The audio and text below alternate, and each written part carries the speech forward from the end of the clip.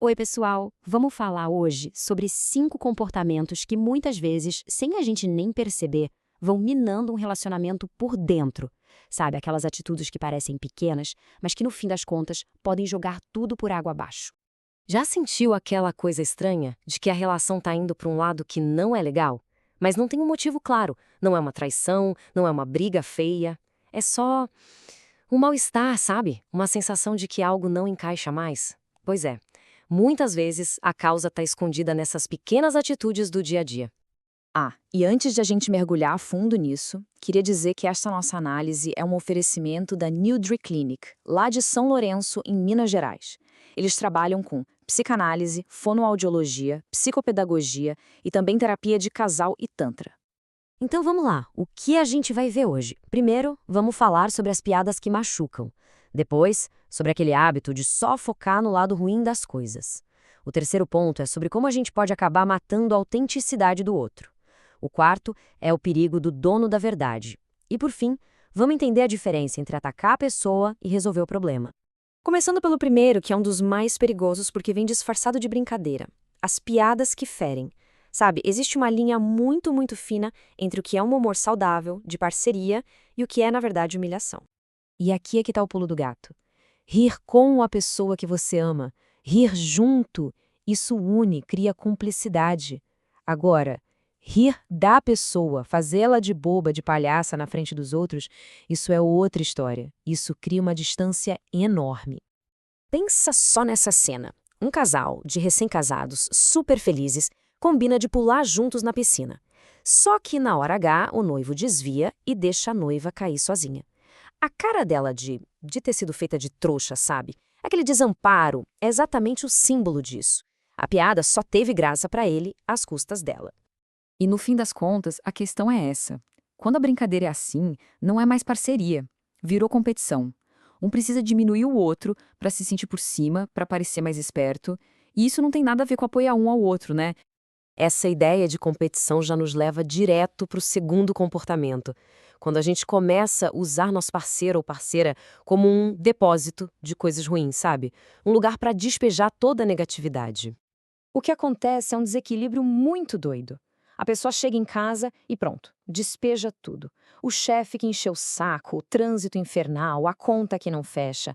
Mas e a promoção no trabalho? O elogio que recebeu? O negócio que deu certo? Isso ela guarda para contar para os amigos, para postar na rede social. A pessoa que está ali do lado dela todo dia fica de fora da parte boa. E quando isso vira rotina, a pessoa que divide a vida com você acaba virando só uma lata de lixo emocional. Ela só carrega o peso, as frustrações, mas não compartilha das vitórias. E aí, a alegria, a parceria, tudo isso vai sendo drenado da relação. Só sobra o cansaço. Agora vamos para um ponto ainda mais profundo, que ataca a essência da pessoa. É quando um dos dois tenta, aos pouquinhos, matar a autenticidade do outro. É uma insatisfação constante com quem a pessoa realmente é. E os sinais são sutis. É criticar a pessoa porque ela ri alto, porque é alegrinha demais, é dar aquela alfinetada no jeito dela se vestir, sabe? Ou então forçar a pessoa a ser simpática com gente que ela claramente não gosta. No fundo, é uma tentativa de consertar o jeito espontâneo do outro. E o resultado disso é péssimo. A pessoa, para evitar a briga, para ser aceita, começa a vestir uma personagem. Ela deixa de ser ela mesma para agradar. E, vamos combinar, uma relação que é construída em cima de uma mentira, de uma farsa, não tem como dar certo a longo prazo. Bom, o nosso quarto comportamento é aquele que acaba com qualquer diálogo. É o famoso dono da verdade. É quando a conversa vira uma via de mão única, uma palestra em que só um fala e o outro só escuta. Ou nem isso. Sabe como é? É aquela pessoa que não faz o menor esforço para entender o seu ponto de vista. Para ela, é perda de tempo. O que ela pensa é o certo e acabou.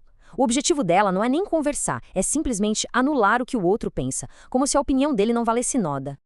Com isso, não existe mais conversa, não existe troca. O que existe é um monólogo. Uma pessoa fala e a outra é reduzida a uma plateia. E quem está assistindo se sente cada vez mais irrelevante, mais fora daquela relação. E essa anulação do outro leva a gente para o nosso último ponto, que é nossa fundamental.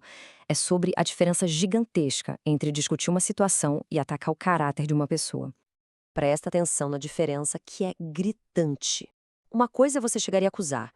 Você é desorganizado. Você está colocando um rótulo na pessoa. Isso fecha a porta para qualquer conversa.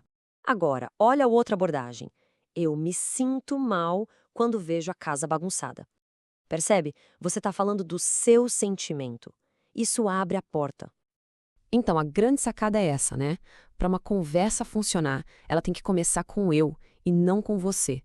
A gente precisa falar de como a gente se sente em relação a uma situação, em vez de só apontar o dedo e acusar o outro.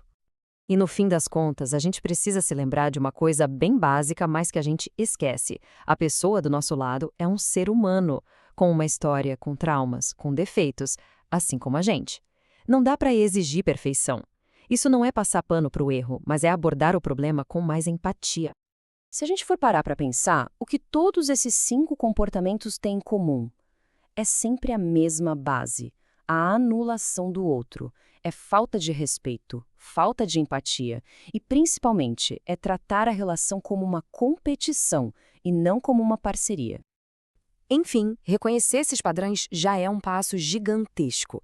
Mas a pergunta que fica para a gente refletir é: o que, de fato, precisa mudar nas nossas próprias atitudes para que a relação não só sobreviva, mas para que ela possa ser um lugar feliz e saudável de verdade?